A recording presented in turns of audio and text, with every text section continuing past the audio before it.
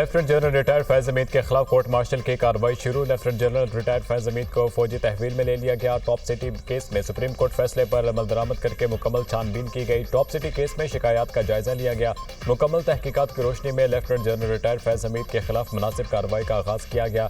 Retirement के बाद भी lieutenant general retired Faiz Hamid Pakistan army act के खिलाफ वर्जी के मरतकब करार पाए। फील्ड जनरल कोर्ट मार्शल का अमल शुरू कर दिया गया है। ISPR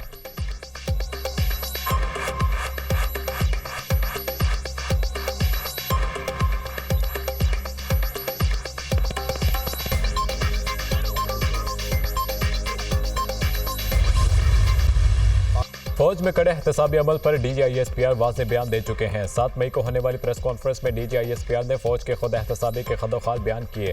फौज में खुद एहतसाबी एक कड़ा, सख्त, शिफाफ और खुदकार अमल है जो हर वक्त जारी रहता है। जितना बड़ा ओहदा उतनी बड़ी जिम्मेदारी। हमें अपने खुद एहतसाबी के निज़ाम पर फख्र है। DG/ISPR की 7 मई को होने वाली प्रेस कॉन्फ्रेंस।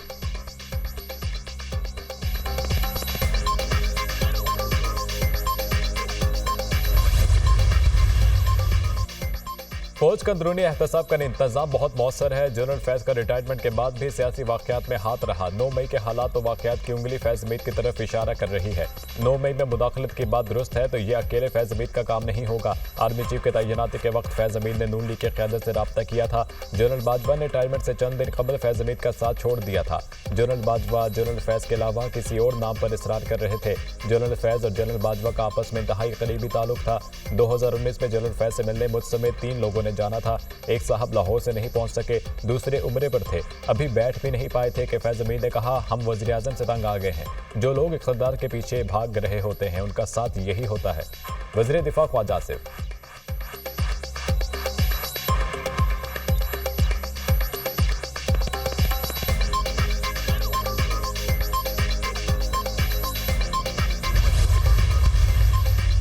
पाक फौज में एहतसाब का अमल बहुत मजबूत है। फैज हमीद को तहवील में लेने से लग रहा है कुछ चीज़ें साबित हो चुकी हैं। ऐसा नहीं कि फैज हमीद को सिर्फ इंक्वायरी के लिए फौजी तहवील में लिया गया। सुप्रीम कोर्ट का हाउसिंग सोसाइटी से मुतालिक हुक्म था। ये इंक्वायरी हाउसिंग सोसाइटी के मामले पर हुई। हमें इस मामले में इसी हद तक ही महदूद रहना चाहिए। इस सेक्शन से इदारे पर एतमाद नहीं होगा। मुशीर वज़ीर आज़म राना सनाउल्लाह की गुफ्तगू।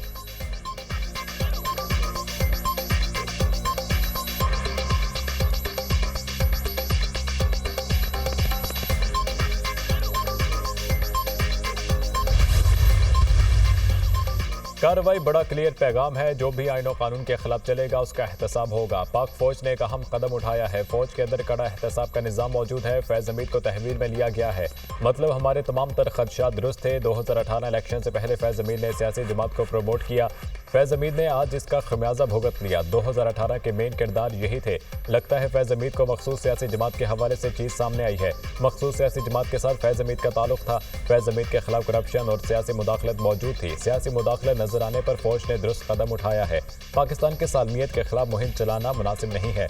9 मई को मुल्क के सालमियत पर हमले किए गए। वज़ीर इत्तलात अतात अरड़ की दुनिया न्यूज़ से गुफ्तगू।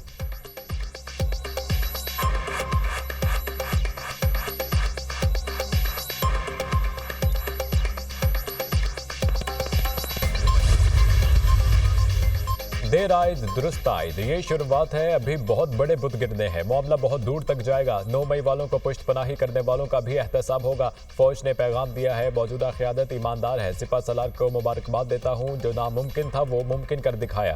फैज हमीद और तहरीक इंसाफ एक ही नाम है। आने वाले दिनों में बानी PTI और तहरीक इंसाफ जमीन पर लेट जाएंगे। सब अच्छे बच्चे बन जाएंगे। PTI पहली लिस्ट में होगी। हमें जश्न मनाना चाहिए। पाकिस्तान हकीकी तौर पर तरक्की की तरफ जा रहा है। सेनेटर फैसल वाबना की गुफ्तगू। शवाहिद के बना पर फैज हमीद को तहवील में लिया गया है। फौज के अंदर एहतसाब का निज़ाम मौजूद है। फैज हमीद आर्मी एक्ट की खिलाफ वर्जी करते हुए पाए गए हैं। बानी PTI की हुकूमत लाने में फैज हमीद का किरदार था। पीपल्स पार्टी रहनुमा कमर जमान कायदा।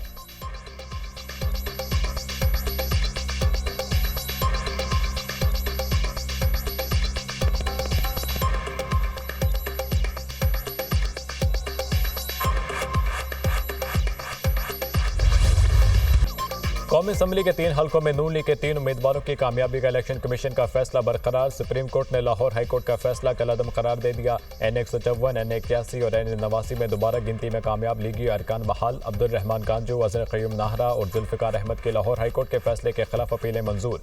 सुप्रीम कोर्ट ने 2-1 की अक्सरियत से फैसला सुना दिया। इलेक्शन कमीशन आईनी इदारा और इज्जत का मुस्तहिक है। जजेस ने इलेक्शन कमीशन के सरबराह और मेंबरान से मुतालिक गैर जरूरी रिमार्क्स दिए। ये तस्लीम शुदा हकीकत है कि 3 हलकों में दोबारा गिनती की दरख्वास्तें 9 और 10 फरवरी को आ गई थी। 5 अगस्त 2023 को इलेक्शन एक्ट 2017 में तरमीम के जरिए रिटर्निंग अफसर को वोटों की दोबारा गिनती का इख्तियार दिया गया। लाहौर हाई कोर्ट ने इलेक्शन एक्ट में तरमीम को नजरअंदाज किया। इलेक्शन एक्ट की सेक्शन 95(5) के मुताबिक रिटर्निंग अफसर दोबारा गिनती करवा सकता है। सुप्रीम कोर्ट ने केस का 47 सफ़हात पर मुश्तमिल तहरीरी फैसला जारी कर दिया।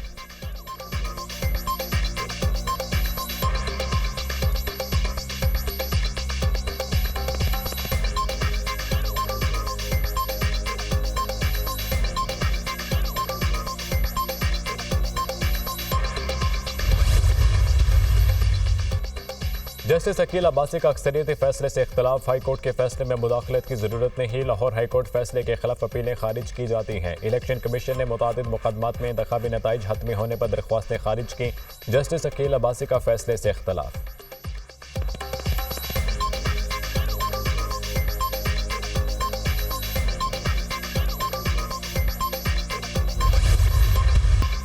तहरीक इंसाफ का सुप्रीम कोर्ट के फैसले पर शदीद तहफ़्फ़ुज़ात का इज़हार। फैसले को इंसाफ के तकाज़ों के मुनाफी करार दे दिया। PTI ने अगले चीफ जस्टिस का नोटिफिकेशन जारी करने का मुतालबा कर दिया। सुप्रीम कोर्ट ने नून लीग के MNAs की बहाली का फैसला दुरुस्त नहीं है। दोबारा गिनती के आड़ में हमारी जीत को शिकस्त में तब्दील किया जा रहा है। सुप्रीम कोर्ट को चाहिए था इलेक्शन कमीशन के रूल को देखती। एक्सटेंशन की आड़ में ऐसा करने वालों को बांग्लादेश से सबक सीखना चाहिए। एक बात वाज़े कर दें, एक्सटेंशन की अब बिल्कुल गुंजाइश नहीं। इंशाअल्लाह खल्क़ खुदा बोलेगी। तहरीक इंसाफ के खिलाफ साजिशें करने वाले सारे नाकाम होंगे। चेयरमैन PTI बैरिस्टर गोहर की न्यूज़ कॉन्फ्रेंस।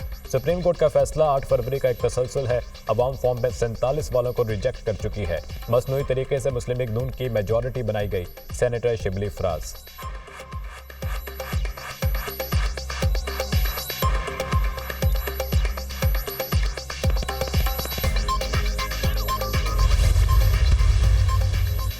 सुप्रीम कोर्ट ने PP 133 ननकाना साहब से राना मोहम्मद अरशद को भी बहाल कर दिया। सुप्रीम कोर्ट के फैसले से मुस्लिम लीग नून के उम्मीदवार राना मोहम्मद अरशद कामयाब करार। इलेक्शन कमीशन ने दोबारा गिनती के बाद 9 अप्रैल को राना अरशद की कामयाबी का नोटिफिकेशन जारी किया था।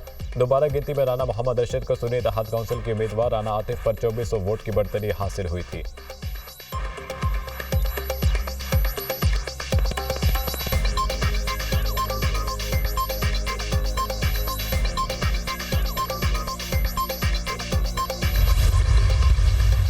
बदकिस्मती से हम पड़ोस की जंग में पड़ने के नताइज का अंदाजा नहीं लगा सके। माजी में किसी और की जंग का हिस्सा बनने पर रियासत ने बहुत नुकसान उठाया। 1970 के बाद हमें तकसीम किया गया। हमें तकसीम करने के बाद पड़ोस की एक जंग में झोंका गया। आसानी है, मशरक़ी पाकिस्तान के बाद जो कुछ हुआ उसके आईने गवाह हैं। आज मोदी के देश में अक़लियतें महफूज नहीं। कायद-ए-आज़म ने भारत में अक़लियतों का मुस्तक़बिल देख लिया था। पाकिस्तान हमारा मुल्क है और हमने मिलकर इसे मजबूत और खुशहाल बनाना है। सदर ममलिकत आसिफ अली जरदारी का अक़लियतों के हवाले से तकरीब से खिताब। पाकिस्तान खप्पे का नारा भी लगाया।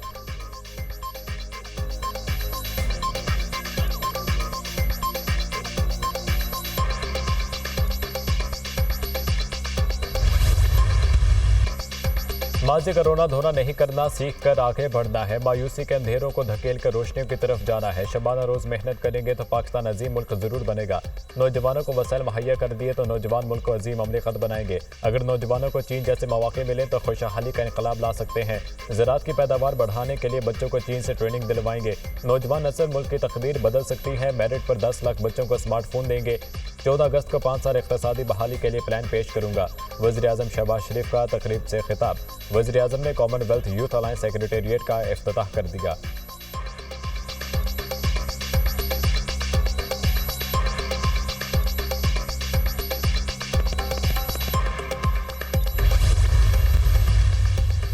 बानी PTI और बुशरा बीबी के खिलाफ 190 मिलियन पाउंड रेफरेंस की समाअत 15 अगस्त तक मुलतवी कर दी गई। नैब के तफ्तीशी अफसर मियां उमर नदीम पर फिर जिरह ना हो सकी। बानी PTI और बुशरा बीबी ने रेफरेंस से मुतालिक दरख्वास्त अदालत में दायर कर दी। एहतसाब अदालत ने फरीकैन के दलाइल सुनने के बाद बानी PTI और बुशरा बीबी की दरख्वास्त खारिज कर दी। रेफरेंस में कुल 59 गवाहान में से 35 बयान रिकॉर्ड करा चुके।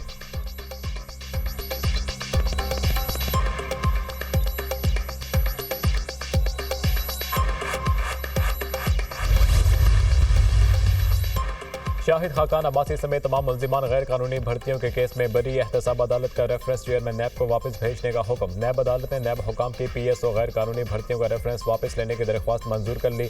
नैब को खत्म करें वरना मुल्क नहीं चलेगा। हमारा किसी से कोई झगड़ा नहीं, ना किसी से कोई कुर्बत है।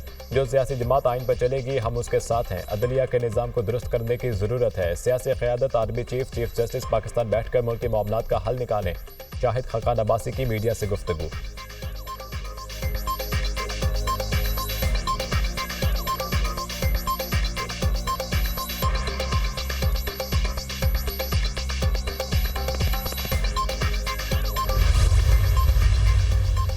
हुकूमत को 45 दिन दिए हैं, देखते हैं महंगाई कितनी कम होती है। हुकूमत ने मुआहदे पर अमल दरामद ना किया तो फिर इस्लामाबाद में दाखिल होंगे।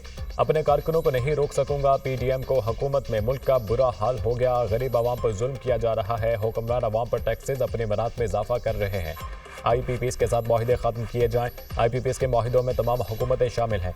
IPPs के मुआहदे अवाम के सामने लाए जाएं। अमीर जमात इस्लामी हाफिज नईमुर रहमान का पेशावर में जलसे से खिताब।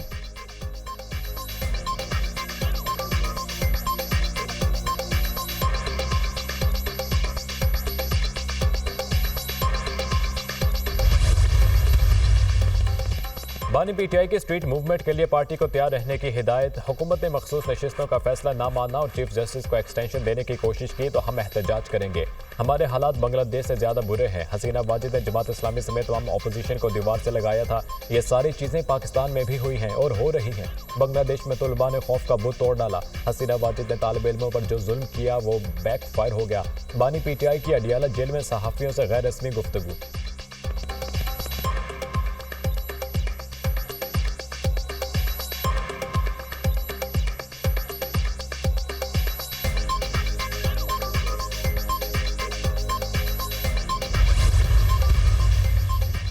मस्तूंग में हमलावरों की गाड़ी पर firing. Deputy commissioner Panjgur Zakir Ali Baloch Jam Haq National party के जिले चेयरमैन अब्दुल मालिक जान जख्मी हो गए। इमदादी टीमों ने लाश और जख्मी को अस्पताल मुंतकिल कर दिया। फायरिंग का वाक़या मस्तूंग के इलाके खड़कोचा में पेश आया। वज़ीर-ए-आज़म शहबाज शरीफ, वज़ीर आला बलोचिस्तान और वज़ीर दाखिला सिंध की हमले की शदीद मजम्मत और अफसोस का इजहार। वज़ीर-ए-आज़म ने कहा वाक़े में मुलव्विस अफराद की जल्द निशानदही करके उन्हें करार वाक़ई सजा दिलवाई जाएगी। दहशतगर्दों का आखिरी हद तक पीछा करेंगे। वज़ीर आला सरफराज बुगटी, दहशतगर्दों के अज़ाइम को खाक में मिलाने के लिए हमें मुत्तहिद होना पड़ेगा। वज़ीर दाखिला सिंध।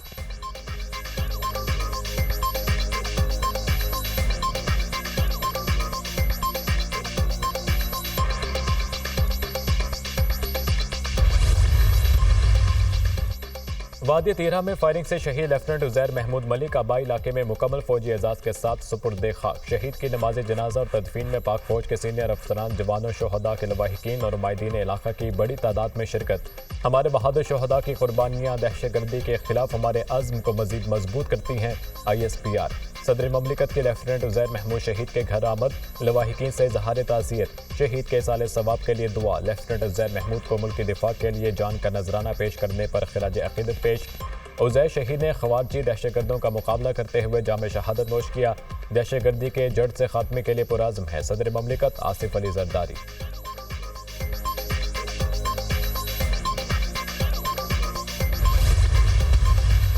ग़ज़ाई क़िल्लत का शिकार बच्चों के लिए अमेरिका का बड़ा इक़दाम। अमेरिका ने ग़ज़ाई क़िल्लत का शिकार बच्चों के लिए इमदाद यूनिसेफ के हवाले कर दी। यूनिसेफ के वेयर हाउस को पोर्ट कासिम के इलाके में मुंतकिल करने की तकरीब में इमदाद हवाले की गई। वज़ीर आला सिंध मुराद अली शाह ने तकरीब से खिताब करते हुए कहा कि सिंध हुकूमत यूनिसेफ और USAID के ताउन से ग़ज़ाई क़िल्लत का मुकाबला करने के लिए इक़दाम कर रही है। अमरीकी सफ़ीर डॉन ब्रूम ने कहा अमरीका पाकिस्तान के साथ पहले दिन से इमदादी सरगर्मियों में शामिल है।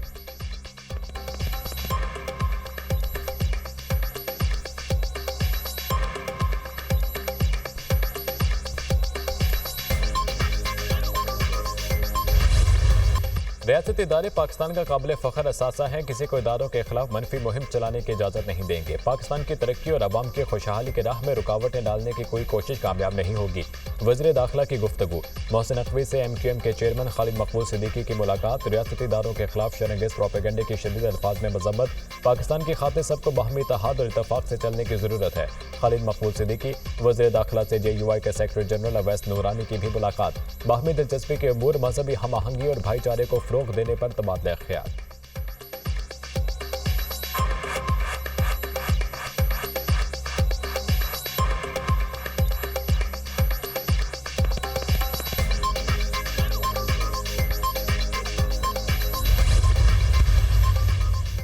अमेरिका का एक बार फिर इसराइल के दिफा के आज़म का यादा। अमेरिका इसराइल के दिफा के लिए तैयार है। मशरिक़ वसता में फौजी ताकत में इजाफा कर दिया। ईरान की जानिब से इसराइल पर 24 घंटे में हमले का इम्कान है।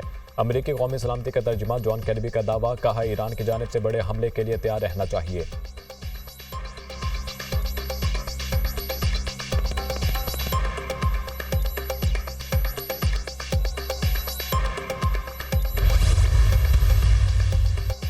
ईरान के इसराइल पर मुमकिन हमले का खदशा। दुनिया ईरान पर दबाव बढ़ाने लगी। बरतानवी वज़ीर-ए-आज़म के स्टारमर का ईरानी सदर से रब्ता। दोनों रहनुमाओं के दरमियान आधे घंटे तक मशरिक़ वसता की सूरत हाल पर गुफ्तगू हुई। खबरदार कर दिया, ईरान इसराइल पर हमले से बाज रहे। जंग किसी के भी मफाद में नहीं है। ये स्टारमर जर्मनी, इटली और फ्रांस भी मुमकिन जंग रुकवाने के लिए मुतहरिक। इसराइल को मुनासिब वक्त पर फैसला कुन जवाब दिया जाएगा। ईरान को मुनासिब जवाब देने का हक हासिल है। कायम मुकाम ईरानी वज़ीर ख़ारिजा अली बाकरी। इस्माइल हानिया के कत्ल का बदला जरूर लिया जाएगा। हमास रहनुमा के कत्ल का मकसद इस्लामी मज़ाहमती तहरीक को कमजोर करना था। तर्जुमान पासदारान इनकलाब का ऐलान।